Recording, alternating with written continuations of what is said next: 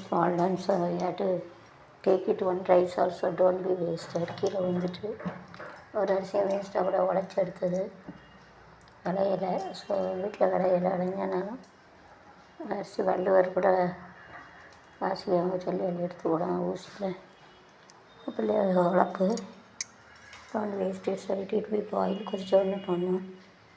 Boiling at ஒரு rice.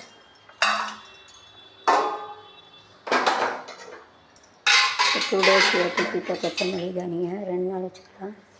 So இதை wash